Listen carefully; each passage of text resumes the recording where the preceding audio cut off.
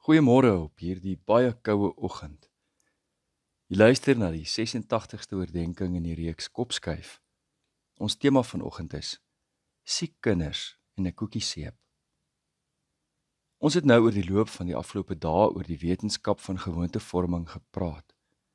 Naamlik dat dit begin met 'n impuls wat 'n hinkering aktiveer, 'n reaksie ontlok en beloon word aan die einde daarvan. James Clear beskou beloning as die belangrikste faktor om ons gewoontes volhoubaar te maak.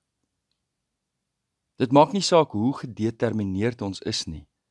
Wanneer ons vir al ons harde werk geen bevestiging ontvang dat die oorspronklike impuls ons in die regte rigting gestuur het nie, sal ons ophou met die gewoonte. As jou foon op die lesenaar langs jou lê en jy jou hand uitsteek om dit op te tel en deur Facebook of Netwerk 24 te blaai, en jou brein word nie beloon met 'n mandjie vol dopamien nie, sal jy ophou om dit te doen. As jy al die harde myle insit vir weke aan een in die gym, maar jy verloor geen gewig nie, of jy sien geen uitkoms in jou fiksheid nie, geen verandering in jou liggaamsbou nie, sal jy liewer begin laat slaap. As jy al die ure insit om te leer vir eksamen, maar jy kry dieselfde punte as toe jy glad nie geleer het nie. Jy kry nie die gevoel van verligting, ervaring van tevredenheid of dalk 'n mooi so van die onderwyser of ouer nie, gaan jou motiveringsvlakke waarskynlik vinnig daal.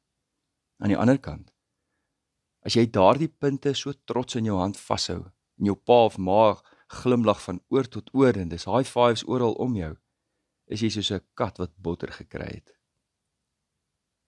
Om 'n gewoonte so te beplan en uit te voer dat dit 'n aangename element daarin bevat, 'n beloning aan die einde, versterk jy die kans dramaties dat die gewoonte volhoubaar sal wees.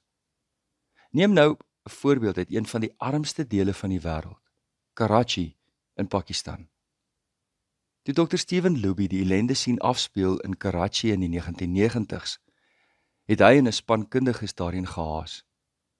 Karachi was een van die digsbevolkte gebiede in die wêreld destyds, met meer as 9 miljoen mense wat op mekaar gewoon het, boonop in huise van bokse en rommel saamgeflans. Daar was geen riolering, lopende water of vullisverwydering nie. Epidemie op epidemie het gevolg, met diarree, naarheid en maagkwale aan die orde van die dag. Byna 1/3 van die kinders was ondervoed, met virusse en bakterieële infeksies wat die hoogte ingeskiet het. Dr. Luby het besef watter belangrike rol hande was in so 'n omgewing speel. Tot sy verbasing het die meeste mense geweet dat dit belangrik is. Tog het hy gesien hoe slordig hulle met hierdie gewoonte omgaan. Sommige het bloot hulle hande onder die kraan afgespoel. Party het een hand gewas. Ander het bloot vergeet om dit te doen voordat hulle kos gemaak het. Die probleem was dus nie dat hulle nie geweet het nie, maar die konsekwentheid van die gewoonte het ontbreek. In vennootskap met Procter & Gamble is Safeguard seep vrylik beskikbaar gestel. Natuurlik het die seep alreeds 'n verskil gemaak vanweë die antibakterieële aard daarvan. Maar wat sou dit tog help as hulle dit nie ordentlik gebruik nie? Maar, omdat die seep aangenaam was in geur, ook die ervaring van die bottels wat die seep gemaak het, en die lekker gevoel en reuk van hulle hande na die tyd, het beteken dat hierdie gewoonte beloon is aan die einde.